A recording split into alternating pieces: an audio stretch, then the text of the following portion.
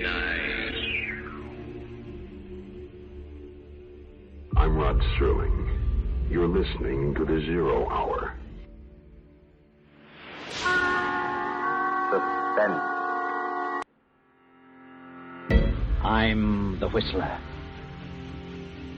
Yours truly, Johnny Dollar. Who is it? The Fat Man. Presents The Man Called X. The Mysterious Traveler. Another journey into the realm of the strange and terrifying. I hope you will enjoy the trip, that it will thrill you a little and chill you a little. So settle back, get a good grip on your nerves. Where are we going? You'll find out when we get there.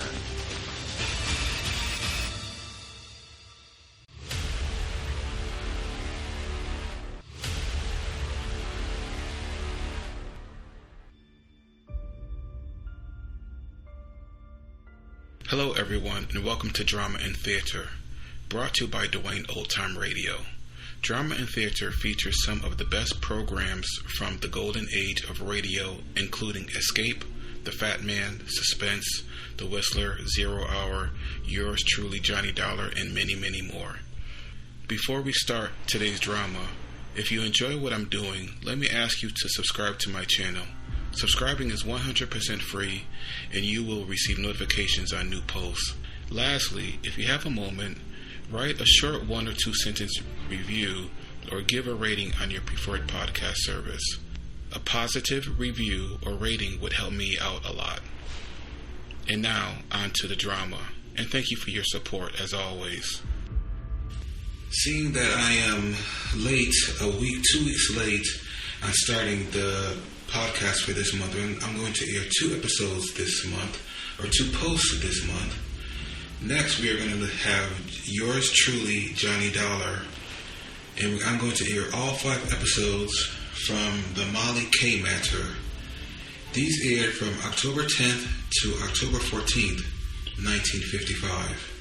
From Hollywood, it's time now for Bob Bailey as Johnny Dollar. Dave Borger, Johnny, Marine and Maritime Casualty. Hiya, Dave. Awful. I'm in mourning, Johnny, for Molly Kay. Oh, sorry, Dave. You have my sympathy. Save it. This is money, not sentiment. We had her insured for a cool $500,000. You mean dames come that high these days? No, but a rusty old tub of a freighter does. What happened? She steamed out of San Francisco Bay, bound for Yokohama. 20 miles off the Golden Gate, she upended and departed this world forever. Real sudden, huh? Too sudden. I don't like sudden things. Why don't you fly out there, Johnny? Take a look at the remains. Sure, as long as you're willing to pay for it. You're hired, but be careful. Don't get yourself killed. While I'm on an expense account? Dave, you've got a lot to learn.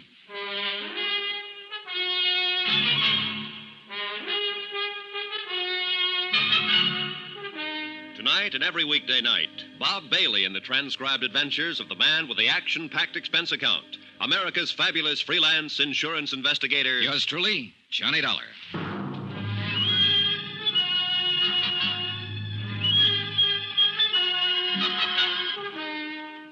Expense account submitted by Special Investigator Johnny Dollar to the Home Office, Marine and Maritime Casualty Limited, Hartford, Connecticut. The following is an accounting of my expenditures during the investigation of the Molly K matter. Item 1, $164.50, plane fare and incidentals, Hartford to San Francisco.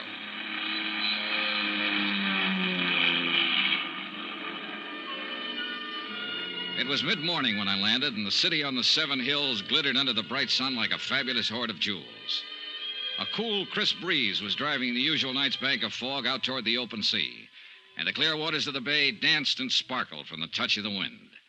It was a day and a place that felt lusty with life and the joy of living.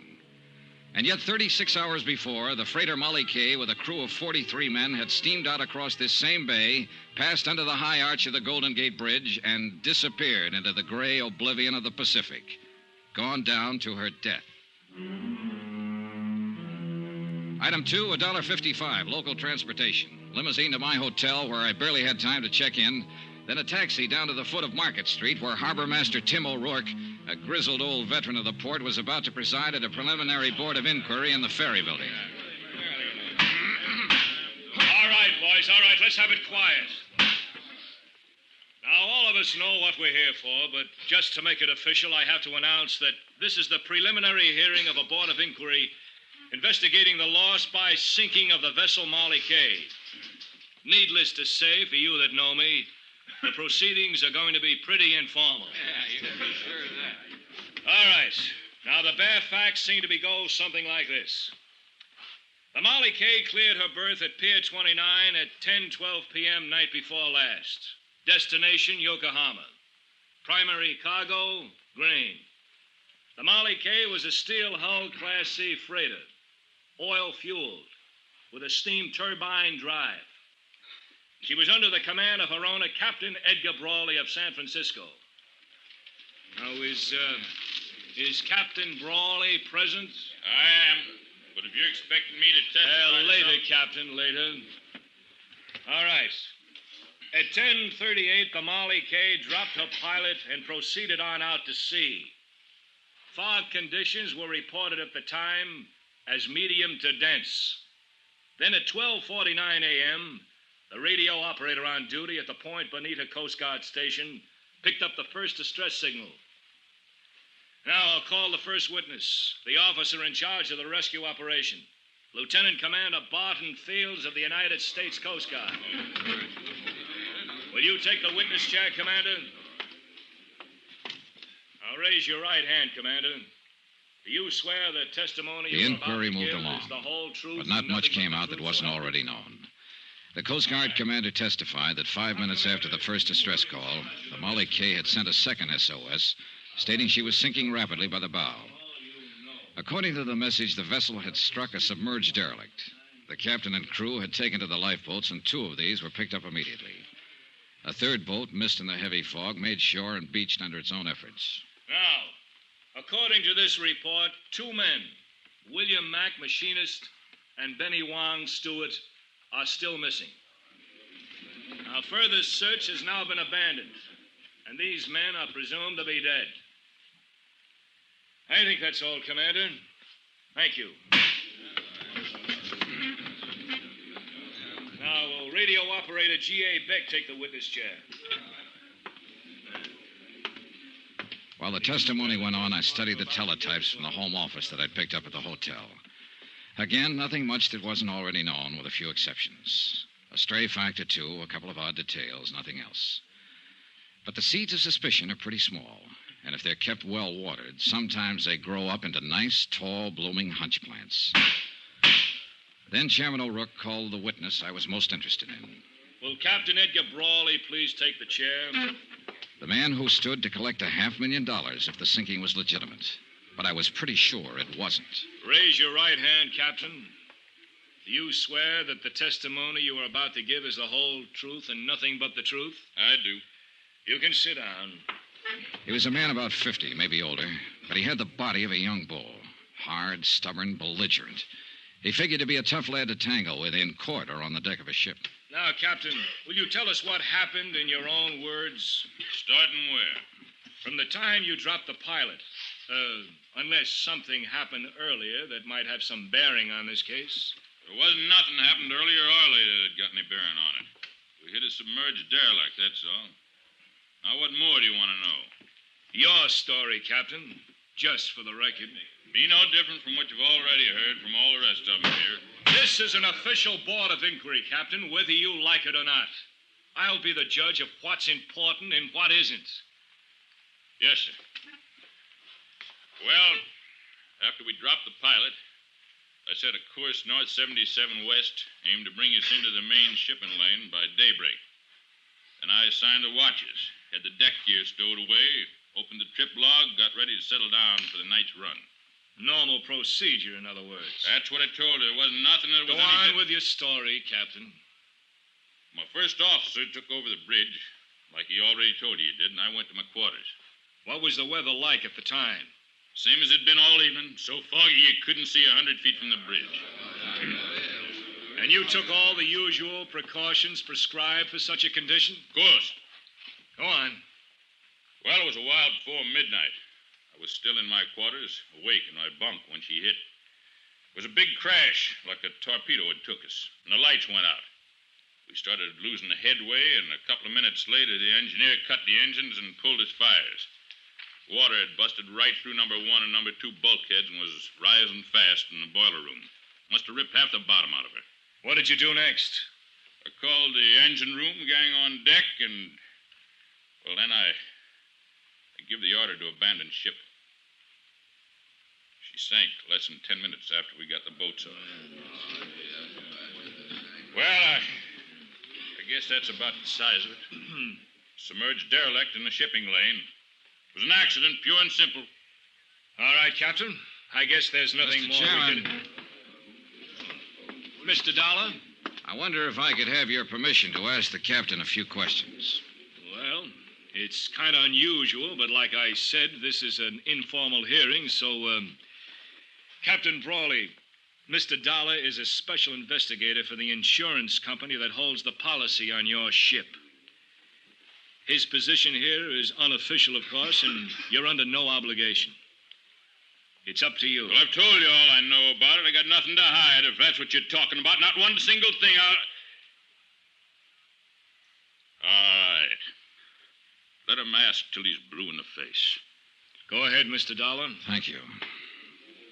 Captain Brawley, we've heard quite a lot about your last sailing for Yokohama, night before last. But there hasn't been any mention of the first time you started to leave, a little over a week ago. Had no bearing on this. Maybe not, but let's talk about it anyway. According to my report, you were 6 hours out of San Francisco when you radioed the Coast Guard to stand by. You had a cargo fire in number 2 hold. That's right. A little while later, you told them you had the fire under control, but you were returning to port. I wanted to check the damage, make sure the ship was sound. Yeah. So you laid up in harbor for a week. You filed a claim with our home office in Hartford for estimated damages of $6,300. Come to more. But when the company appraiser called at your office on Pier 29, you refused him admittance to the ship, and an hour later you wired Hartford and canceled your claim. That's right. A $6,300 loss, fully covered by insurance, and you suddenly decided not to make any claim for it? I'd have lost more if I had claimed it. How do you figure that? Because I had found out that I'd have to lay up here for another 2 weeks while that sneaking company of yours checked the facts, as they called it. I had a cargo on board. I had a delivery date ahead of me. Couldn't afford to waste 2 weeks. What caused the fire? I don't know. Who found it and reported it? Man named Bill Mack. All right. He was one of the 2 men that drowned when the ship went down. What of it? What are you trying to make out of it? All right, let's quiet down now. Let's have order in here. Now, at the time of the accident, Captain, the sinking, we're led to believe that it was a little foggy out that night. You doubt it? No, not in the least. That's why I can't quite understand how you managed to see that submerged derelict. I didn't see it. Then who did? Nobody, as far as I know. That fog, you couldn't see your hand in front of your face. There was no fog the next day. The Coast Guard searched the area for hours, and they didn't see it either. Well, it probably sunk when we hit it. Just what are you getting at, Dollar? How do you know there was any submerged derelict, Captain? What do you mean? You said there was a big crash. All the crew members described the accident as a sudden hard shock. In fact, one of them, Mr. Hawkins there, who was up forward on bow lookout, said it felt like a blast, like something... No, you don't. Oh, no, you don't. Mr. Hawkins. I didn't say it was no blast. What I said was it just kind of felt like one. You ain't gonna go putting no words like that in my mouth, Mr. Dollar. You ain't gonna get me mixed up in this. Mixed up in what, Mr. Hawkins? In this here whatever's going on, or whatever you're trying to claim is going on. I just don't know nothing about it, about anything. And I just don't want anybody putting words in my mouth, that's all. Claiming I said something I didn't. Well... Just what exactly is it you're hitting at, Mr. Dollar? Not hitting, Captain. I'm saying it. I don't think there was a derelict. I think the Molly K was sunk by an explosive charge placed in a hole. Are you accusing me of that? Not accusing anybody, not yet. All right, now let's settle down. Are you claiming I'd sink my own ship just to collect a few lousy bucks worth of insurance? I don't know who did it, Captain Brawley, but I'm going to find out. And whoever it was, they're in it up to their neck. 2 men died when the Molly K went down, so this thing's a whole lot worse than just a crooked insurance racket. It's a case of cold-blooded murder.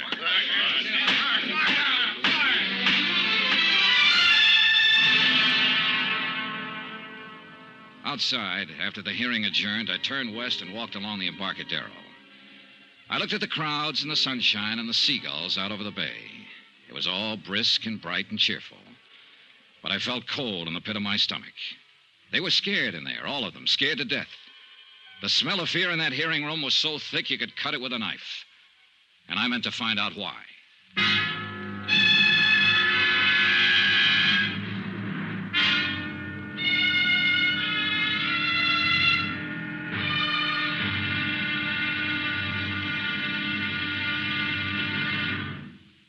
Now, here's our star, Bob Bailey, to tell you about tomorrow's episode of this story. Thanks. Tomorrow night, a strange girl and a strange threat.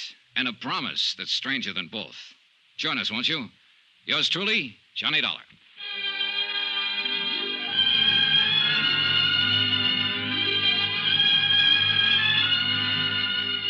Yours truly, Johnny Dollar, is transcribed in Hollywood.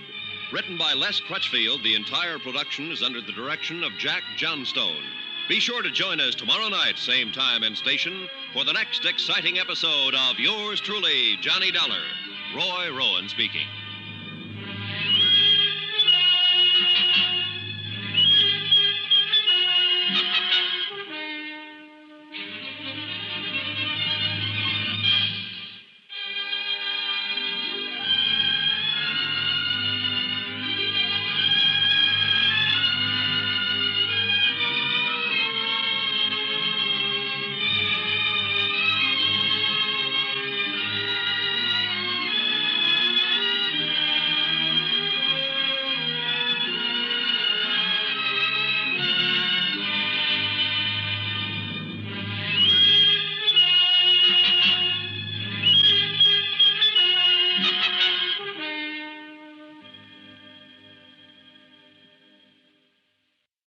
From Hollywood, it's time now for Bob Bailey as Johnny Dollar. You don't know me, Mr. Dollar, but you're going to. Well, I can hardly wait. You won't have to wait. I want you to meet me tonight. Where? On the waterfront. 9 o'clock. Yes? It's dark down there at 9. It might be dangerous. Are you scared? Strange women always scare me. Where on the waterfront? Pier 29. That's where the Molly Kay was birthed before she sank. Molly Kay was my mother. Meet me at 9? I don't know. Blind dates never work out for me. I'm always sorry afterwards. You won't be sorry this time. Is that a promise? That's a promise.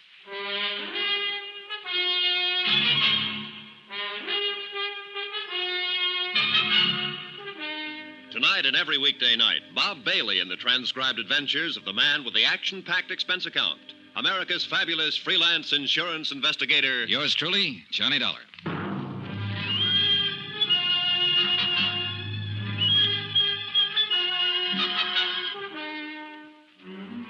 From Special Investigator Johnny Dollar, present location San Francisco, to the Home Office, Marine and Maritime Casualty Limited, Hartford, Connecticut.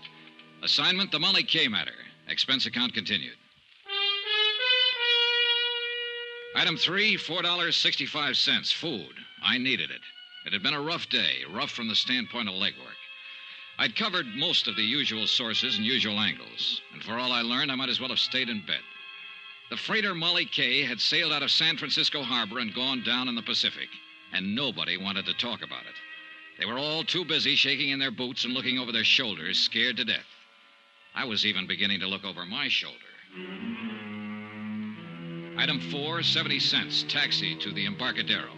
Sure, I kept that blind date. I wouldn't have missed it for the world. Here, keep the change.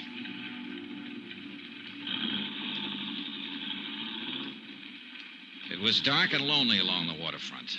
The fog was down, drifting in off the bay, dimming the scattered streetlights with a damp haze and muffling the sounds of the city.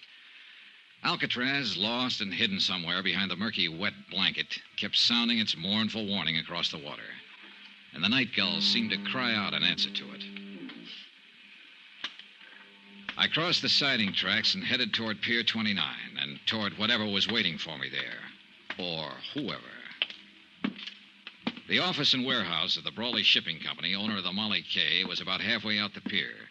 I'd been there earlier in the day and found it closed and locked. But there was a dim light burning there now. I headed toward it. Just about then, as I passed under the last wharf light and turned toward the office door, I started to get that old feeling. I'd had it before in other places. Once in the heart of an Orinoco jungle, in an alleyway in the Casbah of Algiers, one time in London Soho, and again in Suez. Somewhere close by, hidden by the fog and shadows, there was somebody watching me. I stood listening, straining to hear some telltale sound in the darkness. Nothing. But there were a dozen hiding places within a radius of 50 feet, and I wasn't fool enough to start searching them, not knowing what I'd find. I turned to open the door to the Brawley office. Get your hands up, Mac. He'd been standing behind a post right beside the door. Okay. Now, what are you prowling around here for? I was restless, couldn't sleep, and I loved that foghorn. Wanted to get close to it. Knock it off, wise guy. This is a gun in your back, not a peppermint stick. Oh, don't say things like that. I faint easy. One more smart crack at... Wait a minute. Turn around toward the light. Sure. I'm always glad to oblige. Just sucker up. All right, come on, let go of it. Stop it. You Let go of that gun. You're gonna break my... All right. Come on, get up, get up. Come on your feet.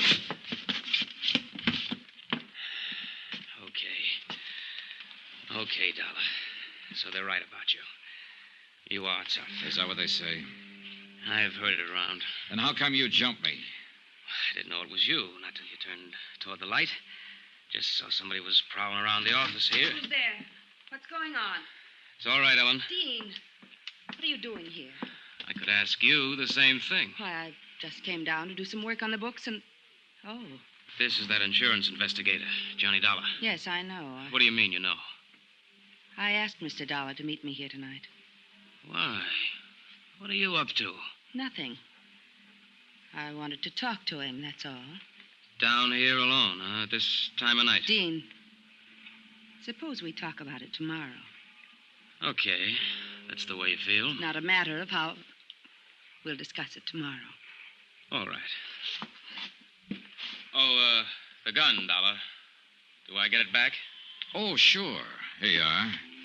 Don't let anybody take it away from you now. Don't worry. They won't. I'll see you tomorrow, Dean. Yeah. Yeah, sure. Come in, Mr. Dollar. I followed her into a suite of offices that were a lot plusher on the inside than they were on the outs. Mahogany paneling, leather chairs, rugs, sofa, an open fire burning. Small, but cozy, like the girl herself. So we talked. The weather, the fog, the weather yesterday, how we like San Francisco, sparring-type talk. Then finally came the tip-off that we were going to get down to business. Would you like a drink, Mr. Dollar?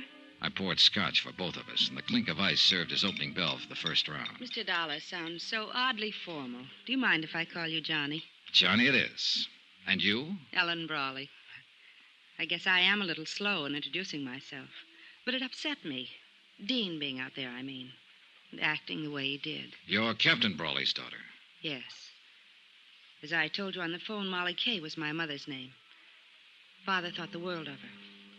It broke his heart when she died. Later, he named his ship after her.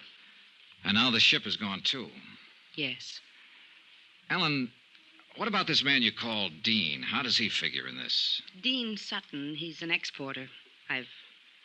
I've known him for some time. He's not usually the way he was tonight. Jealousy always makes a difference. Jealousy? Sure, it's stuck out all over him. He just does business with my father. It was his cargo that sank with the Molly Kay. Grain, bound for Japan. Oh, I see. I've gone out with him quite a lot, but he takes far too much for granted. I'm a free agent, Johnny. I call my own shots. Yeah, I guess you do. So tonight you call me. I heard about the hearing. How you questioned my father. Accused him of sinking his own ship to collect the insurance. I didn't accuse him. It amounted to that, didn't it? I said I was sure somebody had done it. He put the shoe on his own foot before I even had it out of the box. What makes you so sure? Oh, a lot of little things that don't add up. What little things don't add up, Johnny? Oh, this and that. Did you know your father put a heavy mortgage on the Molly K 7 months ago? How did you find out? Bureau of Records, Maritime Division. Know when the mortgage comes due? Next month. He had to install new boilers. That's why he did it. And he'd have been able to pay it off after this last voyage. He'd also be able to pay it off after he collected the insurance and have a lot left over. You're wrong. You don't know my father. No, I don't. Do you know who holds that mortgage? A woman named Lou Tang. That's right. Better known as Shanghai Lou. She owns a nightclub up in Chinatown. Quite a girl. You know her? Very well. All right, Ellen, let's quit circling around and get to the point. What's on your mind? I don't know. Nothing, really, I guess. I just wanted to tell you that you're wrong. About my father, I mean. If the Molly K was sunk deliberately, he had no part in it. I'll make a note of that, even though your opinion may be a little bit prejudiced. Well... Are you leaving? Might be a good idea, don't you think? Wait. Johnny. Yeah? I was sort of hoping we'd be friends, maybe.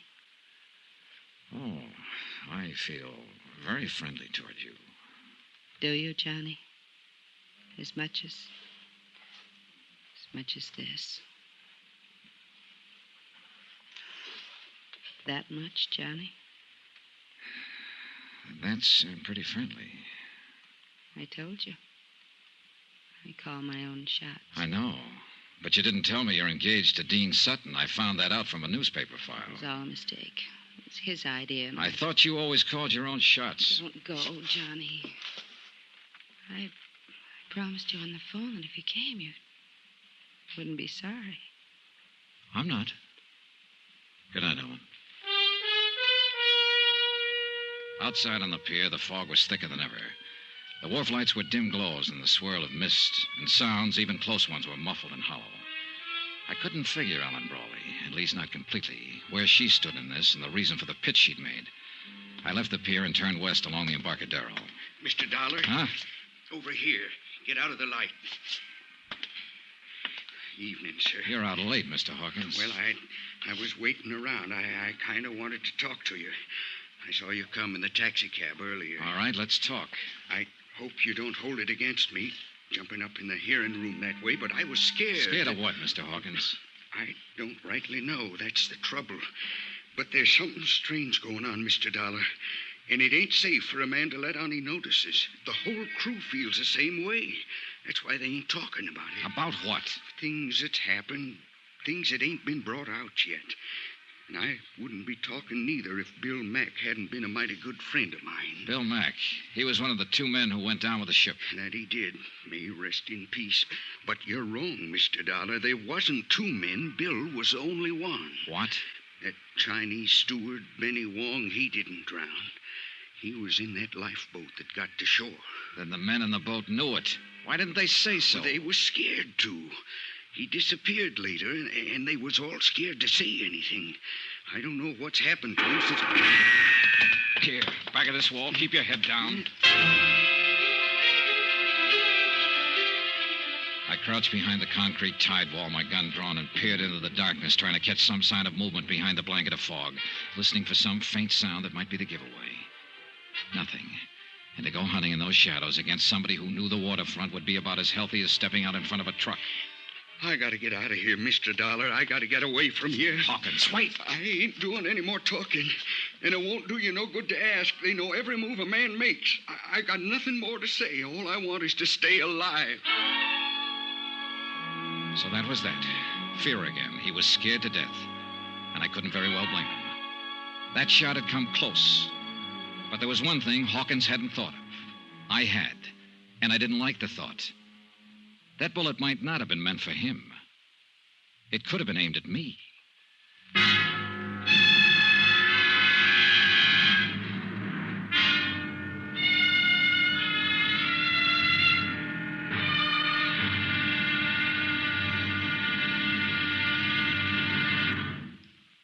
Now, here's our star, Bob Bailey, to tell you about tomorrow's episode of this story. Thanks.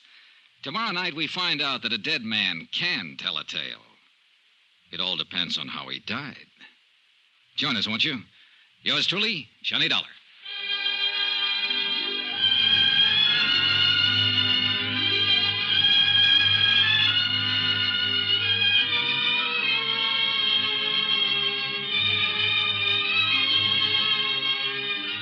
Yours truly, Johnny Dollar, is transcribed in Hollywood. Written by Les Crutchfield, the entire production is under the direction of Jack Johnstone. Be sure to join us tomorrow night, same time and station, for the next exciting episode of Yours truly, Johnny Dollar. Roy Rowan speaking.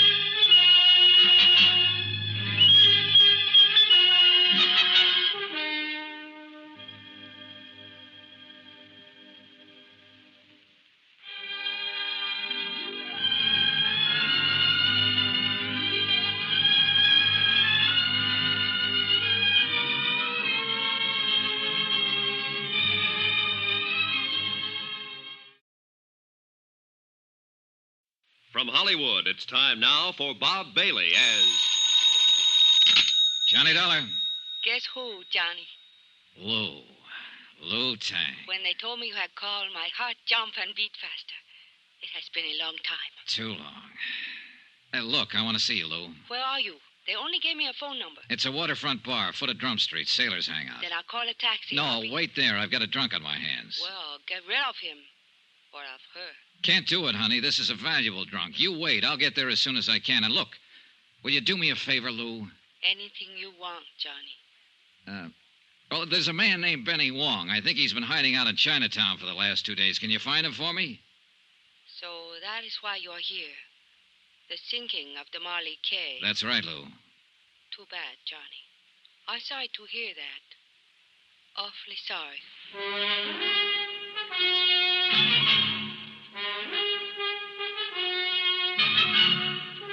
Tonight and every weekday night, Bob Bailey in the transcribed adventures of the man with the action-packed expense account. America's fabulous freelance insurance investigator. Yours truly, Johnny Dollar.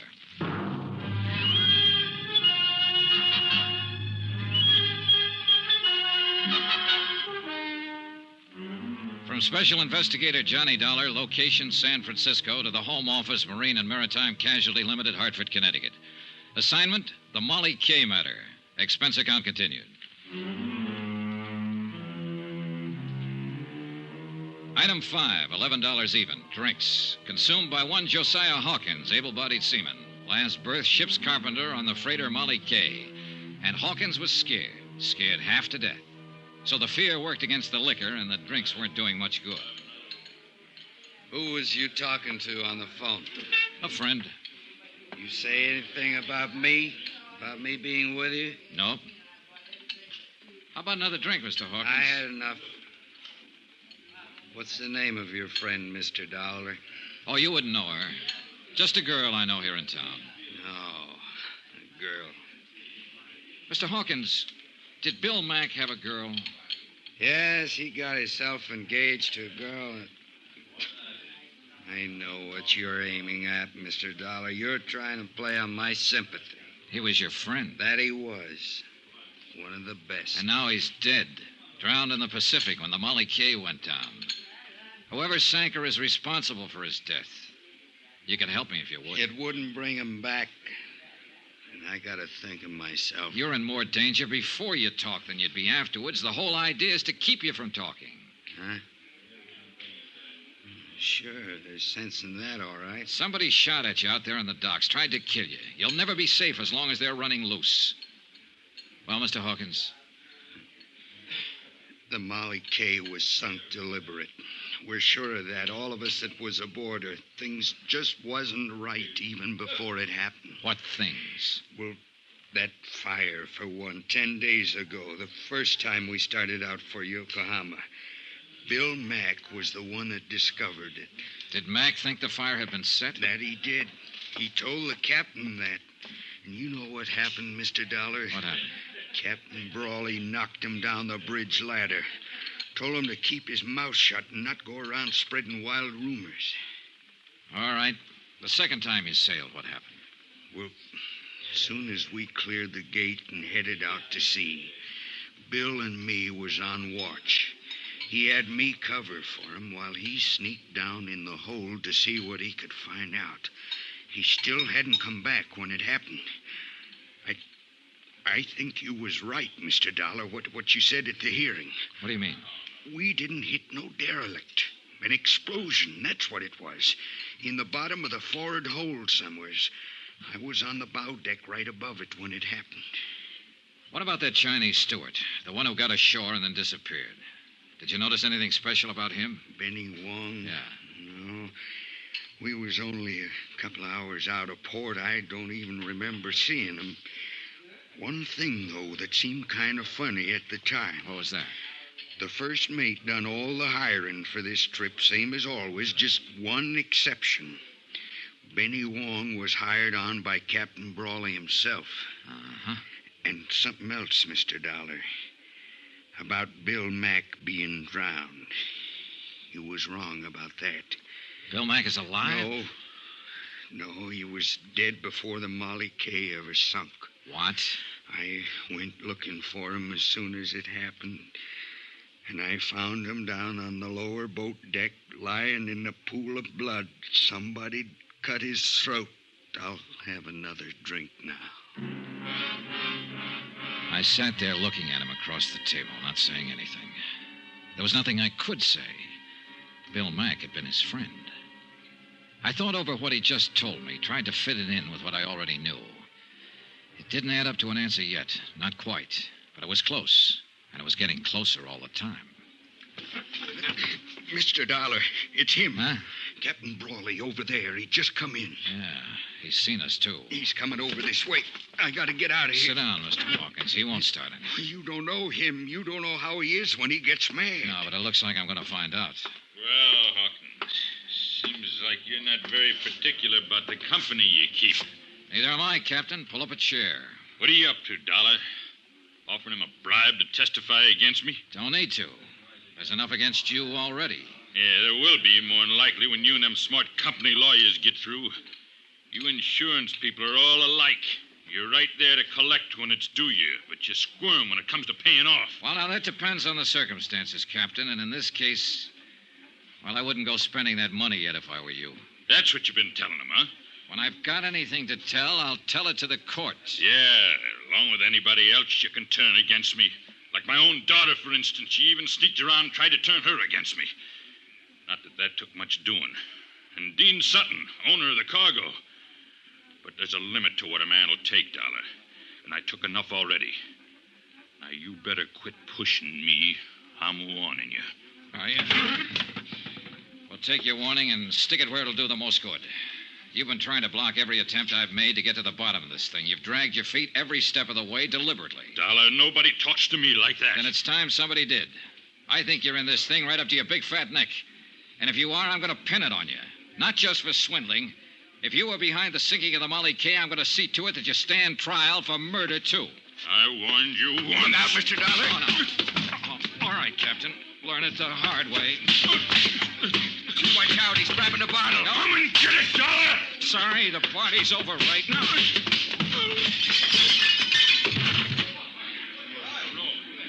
You better get out of here, Hawkins.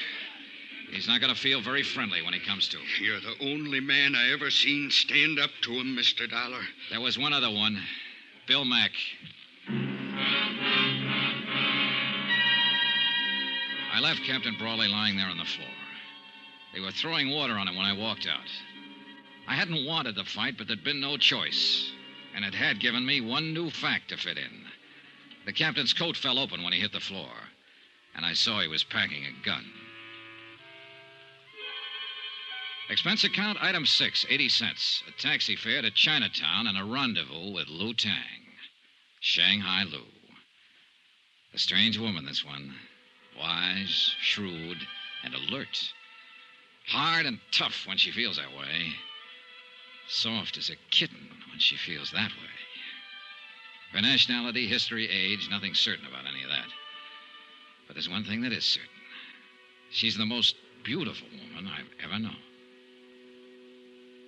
It is good to see you, Johnny. How long has it been? Last year, Lou, in Paris. How could you forget? I didn't forget. I only wanted to see if you had. Kiss me, Johnny. Oh.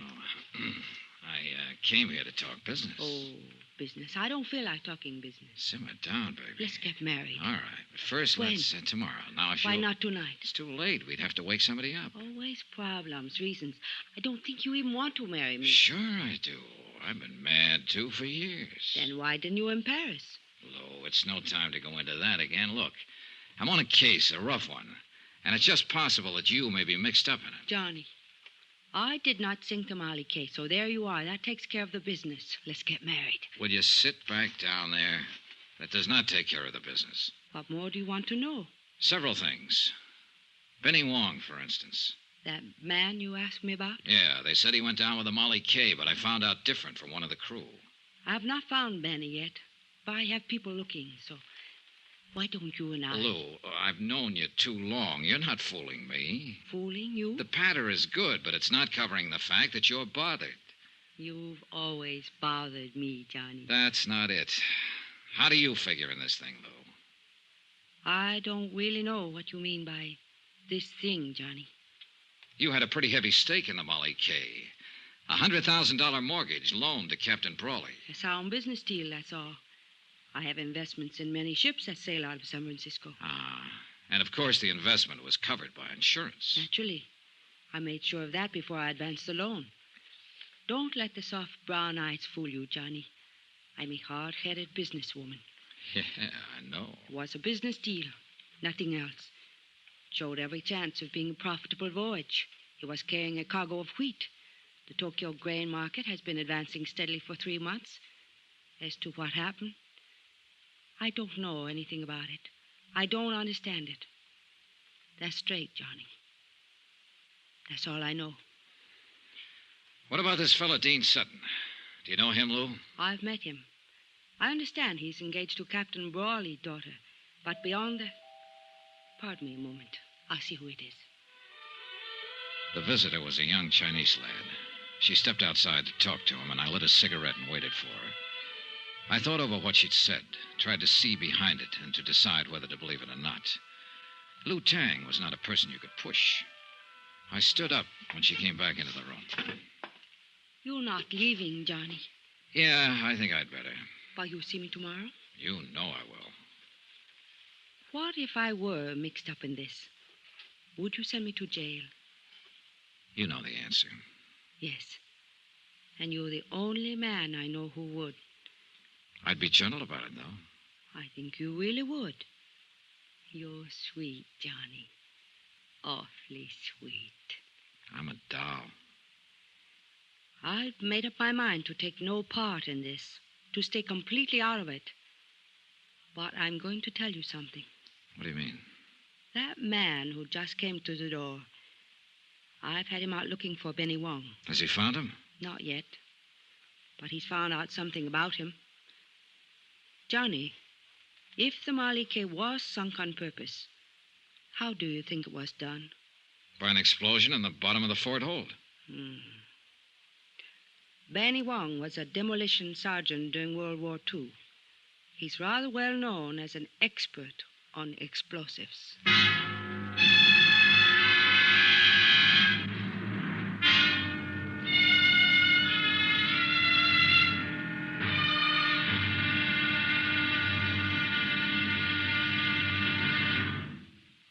Now, here's our star, Bob Bailey, to tell you about tomorrow's episode of this story. Thanks. Tomorrow night, a double cross, a double play, and a lovely girl forces the jealous sea to give up its dead. Join us, won't you? Yours truly, Johnny Dollar.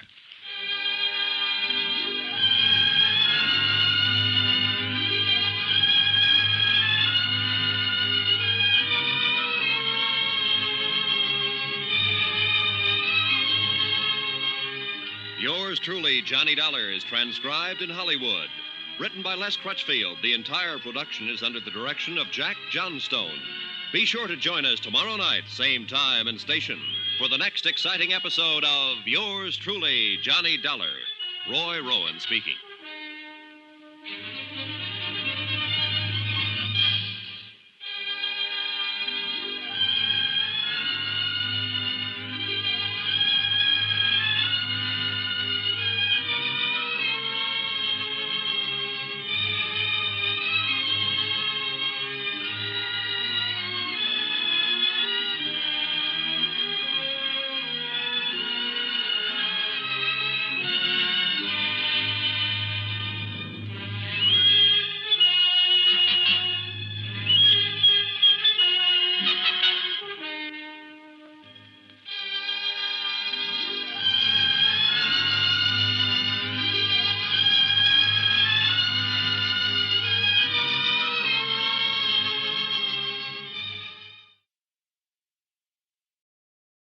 From Hollywood, it's time now for Bob Bailey as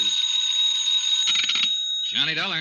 Hi, Johnny. Dan McKay, Harbor Police. Dan, I was planning to drop by and see you about the sinking of the Molly K, but I've been pretty busy since I got here. Yeah, so I've heard.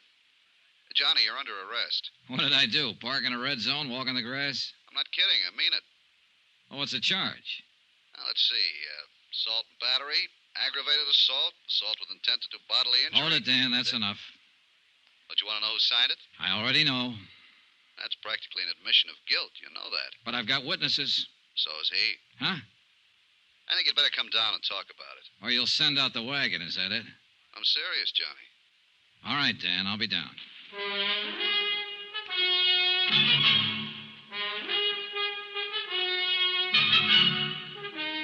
Tonight and every weekday night, Bob Bailey in the transcribed adventures of the man with the action-packed expense account. America's fabulous freelance insurance investigator. Yours truly, Johnny Dollar.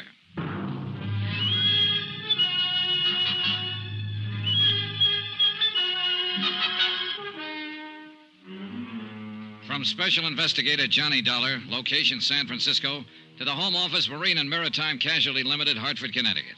Assignment, the Molly K matter. Expense account continued.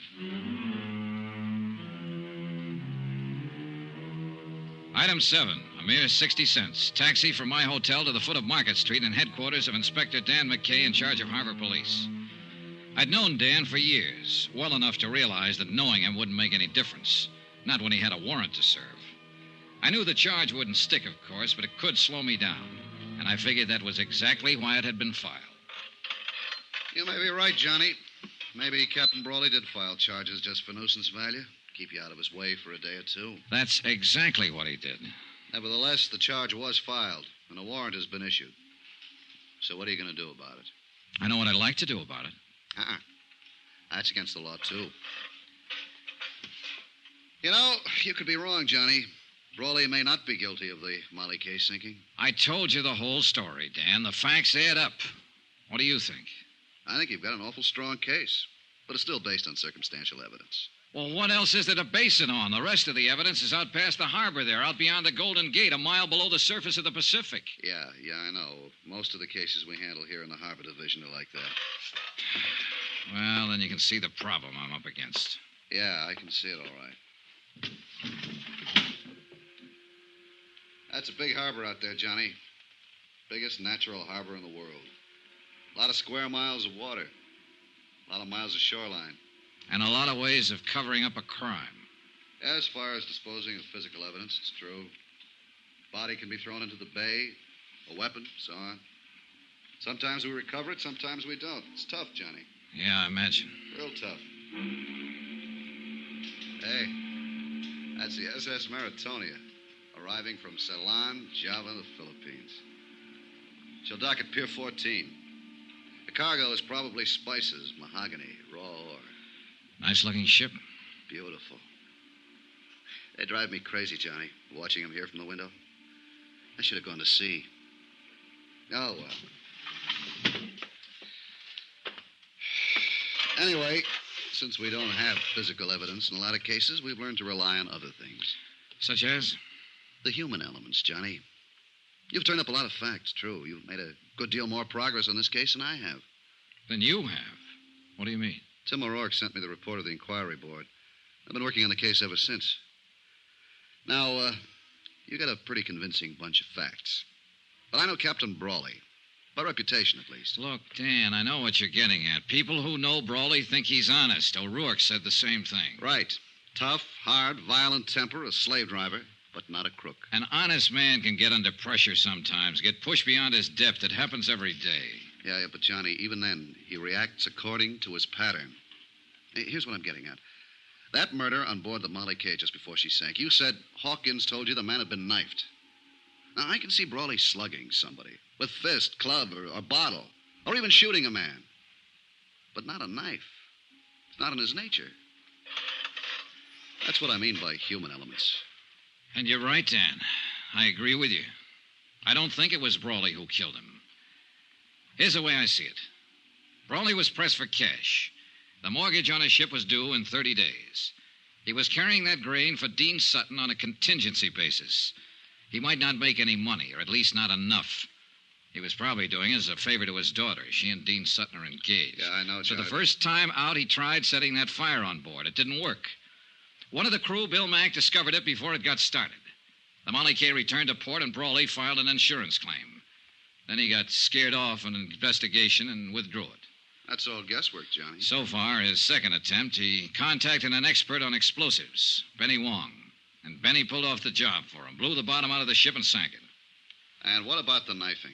Well, Bill Mack was suspicious. He was prowling around the hold and caught Benny in the act of setting the explosive. Benny killed him, figuring the sinking would cover for him. But by accident, Hawkins stumbled onto the body before the ship went down. Well, that adds up, Johnny. It's hard to argue with you. I just can't see a captain sinking his own ship. It's been done before. Yeah, I know. Not everybody feels about them the way you do, Dan. And $500,000 is a lot of money. That's true.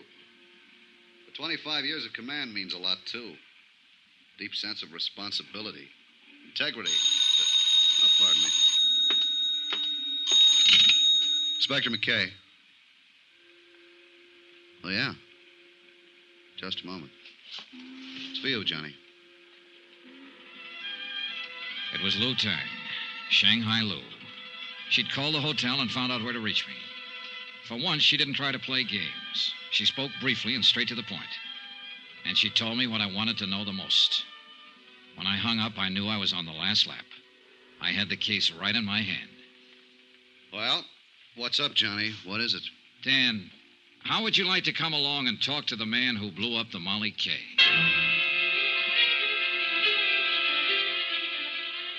Item 8, 80 cents. Another taxi. A short run from the foot of Market to Fisherman's Wharf. Lou Tang's spies had told her Benny Wong was holed up in a back room of the Fa Song Fish Company out on the docks. And they said he was scared, armed, and dangerous. There's the Fa Song layout, Johnny. Right there, the warehouse in the end. Yeah. Well, let's go around the gangway. Lou Tang said the room is on the back corner. Say, Johnny, why don't you wait here? Let me take him. This kind of thing is part of my job. But he's my pigeon, Dan. I found him first. There's a door at the back. That must be it. Yeah, only one it could be. Besides, I'm under arrest. If you left me alone, I might escape. Yeah, sure. You got a gun, Johnny? Yeah. All right. Let's go. We moved quietly up to the blank wooden door opening onto the gangway over the water. There were no windows in the back wall, so we were certain we weren't being watched from inside. We stopped at the door, and McKay reached for the knob and tried it gently. It's unlocked. Good. You ready? Yeah, go ahead. Hey, what? Hold it, police officers. Drop that gun. Drop it fast. This doesn't look much like Benny Wong, Johnny.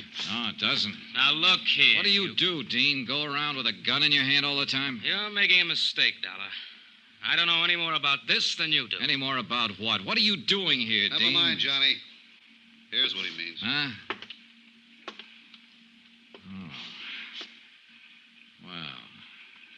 So we don't talk to Benny. Shot 3 times.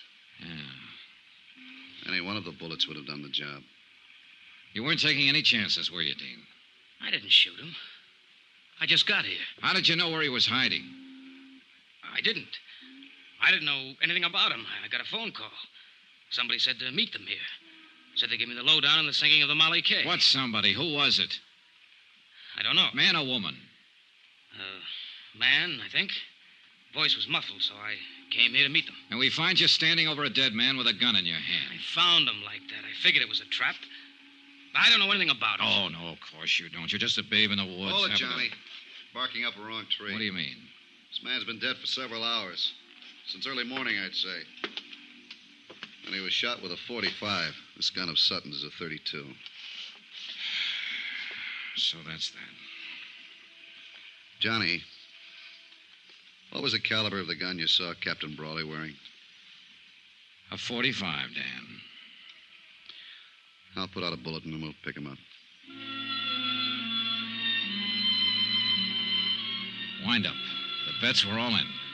There was nothing more ahead but the showdown. Dan tore up the warrant on me, of course, and I went back to my hotel room to wait it out. That seemed the safest place to be. Brawley would be desperate now, half out of his mind. And of all the people he hated most, I was number one. So I lay back on my bed and waited. I reached my gun from the lamp table, moved quietly over to the door, and took hold of the key. Who is it? Let me in, Johnny. Ellen. Just a second. Come on in. Has he been here, Johnny? Has who been here? My father. The last time I saw the captain, he was lying unconscious on a barroom floor. I just put him there. That was last night. Yes, I know. Well, what made you think he'd be here? I don't know. Guess I thought... I don't know what I thought. Oh, easy now, honey. I'm scared, Johnny. Hold me, please. I'm so lonely and scared. It's all right, Ellen. Easy now. He came home last night after he fought with you. He was furious. Then he left again, and I haven't seen him since. Does he have his gun with him? I guess so. I don't know. I don't know anything. Help me, Johnny, won't you? Of course I will. Hold me tight. Kiss me. Ellen, Last honey, night when you kissed me, I wasn't scared then. I wasn't lonely. Look, honey, would you... Hold me, Johnny. Wait a second. Johnny Dollar. Dan McKay, Johnny. Yeah, Dan. We picked up Brawley on the waterfront a half an hour ago. Thought you'd want to know. What's he say? Denies everything. Says he was home asleep all night. Says his daughter will back him up. I happen to know different on that. Yeah, I figured he was lying. We'd already been out to his house. Found his gun. It's been fired 3 times, Johnny. And the bullets match. When Ellen Brawley left my room a while later, I still hadn't told her about her father's arrest. I didn't have the heart. She'd tried her best to protect him, cover for him. She'd have done anything to save him. And yet, the irony was that every move she'd made helped tighten the case against him. The scent of her perfume still hung in the air after she'd gone. It was a strange scent, subtle, disturbing. I began to feel uncomfortable, on edge. There was something familiar about that scent. And finally, I tagged it. I'd noticed that same perfume in the room on the wharf, where Benny Wong lay murdered.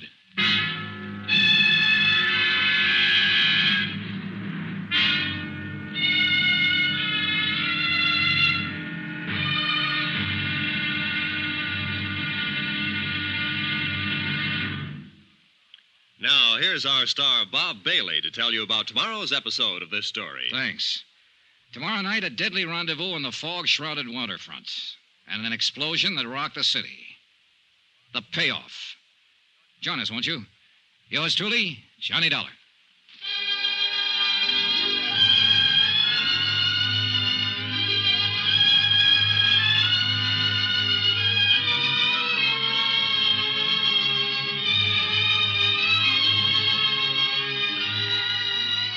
Yours truly, Johnny Dollar, is transcribed in Hollywood. Written by Les Crutchfield, the entire production is under the direction of Jack Johnstone. Be sure to join us tomorrow night, same time and station, for the next exciting episode of Yours truly, Johnny Dollar. Roy Rowan speaking.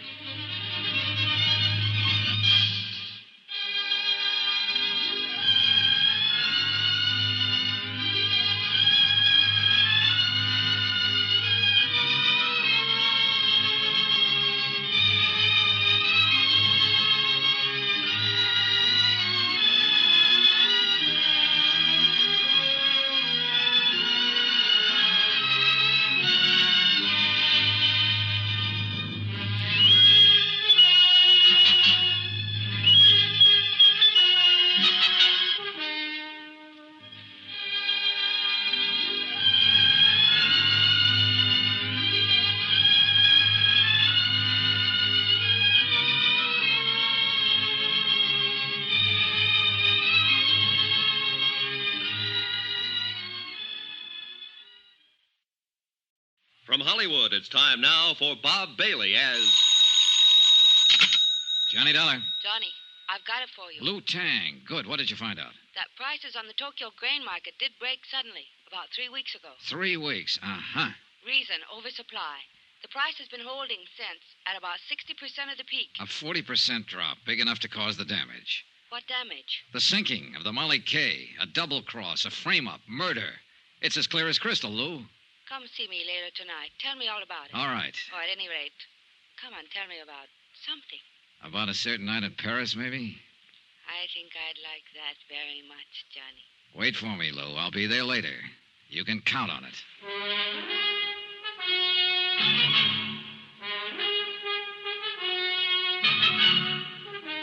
Tonight and every weekday night, Bob Bailey in the transcribed adventures of the man with the action-packed expense account.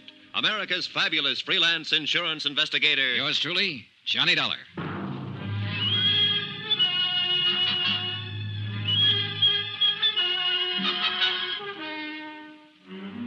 From Special Investigator Johnny Dollar, location San Francisco, to the Home Office, Marine and Maritime Casualty Limited, Hartford, Connecticut.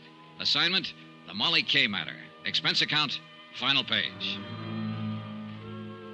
Item 9, 770, long-distance calls to Hartford and New York. I was pretty sure before I called, but I had to check on it. It checked. Item 10, 80 cents, taxi from my hotel to the waterfront office of Inspector Dan McKay, Harbor Police. It's a funny deal, Johnny. I can't figure. Captain Brawley is clammed up tight. Won't answer any more questions. Doesn't want a lawyer. Won't even talk. It's a funny deal. Not when you consider the fact that he's innocent. What? What you said? I know. I argued the opposite. I was wrong, Dan. What is it, Johnny? Just plain stubbornness? No, but that's what it is with Captain Brawley. Maybe that's the tip-off, his stubborn bullheadedness. The human elements you mentioned. How are you figuring it? If Brawley were in a money jam, he'd never scheme and connive at planning a thing like that of sinking his own ship. He's too stubborn. And besides, he wasn't in a jam, I'm sure of it. Well, no, wait a minute. He had a $100,000 mortgage to meet. I finagled some information out of the bank. The Brawley Shipping Company has a free balance of nearly $150,000 in cash assets. But look here, Johnny. No, you look. I started out with a motive, and I built a pretty strong case on it. Even you agreed. Everything pointed toward Captain Brawley. Sure, because somebody was helping things point toward him. What do you mean? It wasn't just the ship itself that was insured. I'm still lost, Johnny. Keep talking. All right, look. That cargo of grain was also insured. By the owner with another company, not mine. And for top market value, full price. Yeah, well, keep talking. All right. The Tokyo grain market broke just 4 days before the Molly K was due to sail the first time. The shipper stood to lose nearly half his investment if the grain reached Yokohama at that time. Well, it didn't reach there. It's lying out there on the bottom of the Pacific. Net result, instead of taking a loss because of price, the shipper gets full price from the insurance company. It adds up, Dan. Yeah, it sure does. The shipper. I think Captain Brawley suspected him, too. That's what kept the old captain on the prod. His ship gone, under suspicion for the sinking, yet not wanting to hurt his daughter. He was caught right in the middle. But keep on holding him to make it look like we still think he's the guilty party. Well, it's that girl of his I feel sorry for, Ellen. She's the one caught in the middle. Yeah, I know. And it's going to be rough on her when she finds out. Engaged to a killer who's been using her to smash her own father. Great setup. Yeah. Well, I'll get a bulletin out. We'll pick up this Dean Sutton and bring him in. Yeah, but you know something? It's going to be awful hard to pin it on him. Need evidence, something definite. Look, why don't you let me have a go at him first? Well, it's out of the question, Johnny. Of course, if you should happen to find him before we do, well... Yeah, I might just do that, Dan. In fact, I've kind of got a hunch I will. It was a hunch, but it might be a good one. I left Dan's office and walked east along the waterfront, following the long curve of the Embarcadero with its miles of docks and wharves. The night had settled down over the bay and the city, and with it a dark, damp blanket of fog, even heavier than the night before. And because of that and other reasons, I felt cold and lonesome and alone.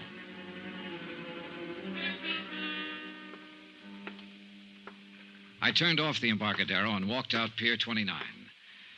I was about 30 yards from the Brawley warehouse when I was suddenly brought up short. On the water below me, tied to a wharf piling, was a light cabin cruiser rocking gently with a swell. It had no business being there. Pier 29 was a commercial berth. My hunch was right. I moved quietly to the edge of the wharf and stood watching the little cruiser for several minutes. There was no sign of life, no sound. Finally, I climbed over the dock rail, down the wharf ladder, and stepped onto the deck. Still no sound, no movement. I moved over to the companionway door leading down below decks and reached out my hand for the latch. Then I stopped short, caught suddenly by a sharp feeling of danger. It wasn't a sense of being watched. It was deeper, more subtle, more vague. I tried to shake it off, reach again for the latch. Then the boat shifted slightly, and the dim glow from the wharf light overhead moved across the hatchway door. Inches in front of my face, I saw the glint of bare copper wires, all set to make contact if the door was open. One more move, and I'd have been blown sky high. That boat was booby-trapped. There was a light burning in the office of the Brawley Shipping Company. I knocked on the door, drew my gun, then I stepped back and waited. I leveled the gun on the door. Johnny. Are you alone, Ellen? Yes, of course. Come on, let's get inside. What is it, Johnny? Have you seen Dean Sutton tonight? I tried to find him, but I couldn't. My father's been arrested, charged with murder. Yeah, I know, honey. I came here to go over the company records to see if I could find something that might help him, anything. Ellen, Johnny, look. Look at this mess. Somebody's been here. Files dumped in the middle of the floor, papers all over the place. Yeah, looks like they're planning to start a bonfire. Say, tell me something, Ellen. Does Dean Sutton own a boat? Yes. Light cabin cruiser named the Piper. Why? It's tied up at the wharf. He's around here somewhere. Well, what of it? What do you mean? Your father didn't sink the Molly K. Dean Sutton did it. But he wasn't even on board. He didn't have to be. He hired an explosive expert named Benny Wong to do the job. He got your father to take Benny on as steward. But that's the man they're accusing Father of murdering. Dean is the one who did it, using your father's gun. But why? To collect the insurance on that cargo of grain. Oh, look, I know it's a rough deal, honey, and I know how you feel. But I guess your best bet is to chalk it up to experience. At least your father's in the clear now. I think I sensed it, Johnny. That something was wrong with Dean. Badly wrong. I guess that's why I felt like turning to you instead of him. Why I still feel that way. I think I'm going to cry. Then cry. Cry it out and get it over with. Come here, Ellen. I held her close and tried to comfort her. She pressed her face against my chest and whimpered like a hurt kid. I kept stroking her hair, breathing in the scent of her perfume. Perfume. The same perfume that had hung in the air of the room where Benny Wong was killed. The pieces shifted, fell into place again. The puzzle was finally solved, but too late. Because I could feel the muzzle of the gun she was pressing against my side. Easy now, Johnny. Turn around slow and get your hands up. That's the idea. Now stay that way. I'm a dead shot, Johnny. If you doubt it, ask Benny Wong. Right under my nose. Right from the start. How wrong can a guy be? As wrong as you were, Johnny. It had to be you. There was no chance for Dean to steal your father's gun and then return it. Not unless you were in on it with him. It was my idea. Dean's too weak to plan a thing like that. He has to be propped up and pushed. And you're just the girl to do it. You ought to know. Yeah, I do now. It's too bad. I like the way you kiss. Any chance of working something out, Johnny? Or are you too honest? So that's it. The next step is to get rid of Dean. And you've already got the trap set. Not yet, but I'll think of something. I'm clever, Johnny. Don't you think so? I heard footsteps coming along the wharf. Dean Sutton. I had only seconds to think of something, so I took a chance, edged back against the wall, inched over closer to the door. That's far enough. Don't push your luck. There's Dean coming now. He went after some gasoline. We're going to build a nice, warm fire, and you're going to have a ringside seat. Come on in, Dean. We've got a visitor. Dollar. What do you know? So you walked right into it. Just like a gun. Chance paid off. He walked between us, blocked Ellen's line of fire, and I jumped him. I grabbed him around the neck, held him as a shield, dragged him back out through the door, out to the wharf. Dean! Break loose! Let me get a shot at him! I was trying to get clear of the light before Ellen could blast me with that gun, and I made it. But Dean broke loose, came in me swinging. He slipped and staggered up against the dock railing. The railing broke, split in two, and we went over the side. We struggled back up to the surface. Dean's hands were clenched on my throat, and I couldn't break his grip. Ellen started firing from the wharf above us, not knowing who she'd hit and not caring. I took a deep breath and dragged Dean onto the surface. But his hands were still on my throat, and I couldn't break loose. My lungs were bursting. My strength was going fast. I brought up my knee.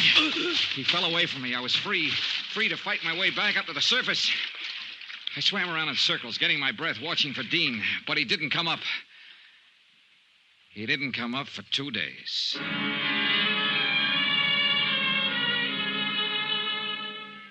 When I climbed up the ladder onto the wharf, Ellen was nowhere in sight. I heard somebody running toward me, saw the flashing red light back at the land end of the pier, and I knew why she'd left. Dan McCay and his boys. Johnny! Johnny! Yeah, over here, Dan. Are you all right, Johnny? Yeah, I'm all right. Do you see Ellen Brawley? Well, some girl ran up the wharf there toward that cruiser. That boat's got a booby trap on it. Come on, Dan. All right.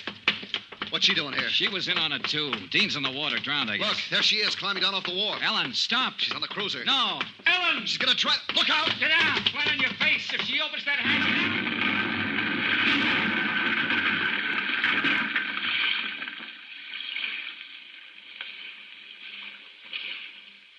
Blown to bits. Booby trap. They had it rigged for me, and she... No. She didn't know about it. That wasn't meant for me. They were both pulling a double cross. Dean set that trap for her. End of expense account, except hotel and plane fare back home. Total $547.60. Well, it looks like the company pays off on this one, Dave. The ship owner was innocent. But you'll make it back. I really feel sorry for Captain Brawley. He commanded his own quarterdeck for 25 years. Strong and proud and unafraid. He had a wife once named Molly Kay, and a ship named Molly Kay. And he had a daughter, too. And now the sea has taken all of them away from him and left him cast up on the beach, a broken old man. Bitter, beaten, alone. Yours truly, Johnny Dollar.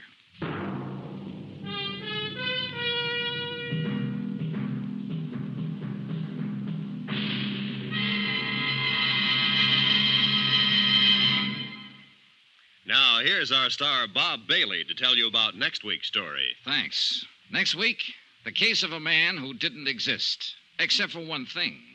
He suddenly showed up. Join us, won't you? Yours truly, Johnny Dollar.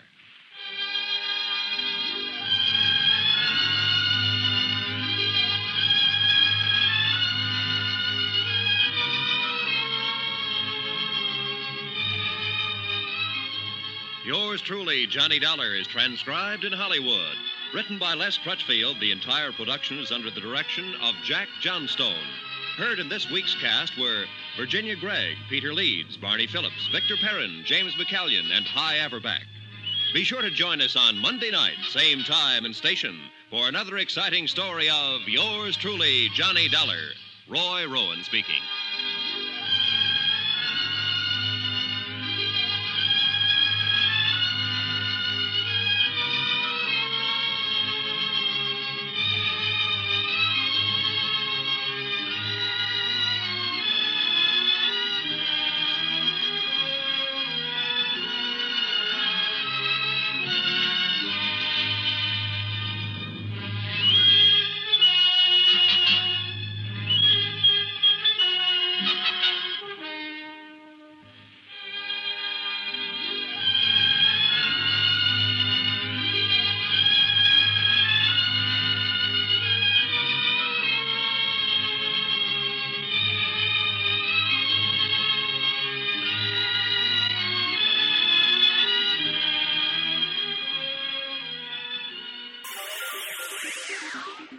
Thank you for listening to and showing your support for my podcast. If you would like to receive notifications of when new episodes are posted, please subscribe to my channel. Subscriptions are 100% free, and they really help me get an idea of how I'm doing. You can also go to my website where you can listen to all of my podcasts for free, and you can also download episodes for free. The website is otr.duane, duane.media. There is also donation information on there if you want to show your support or become a patron. You can email me at info@otr.duane.media. I'm also on Instagram at duane.otr. Well, hope you enjoyed, and until next time, stay safe, wish you well, and as always, peace.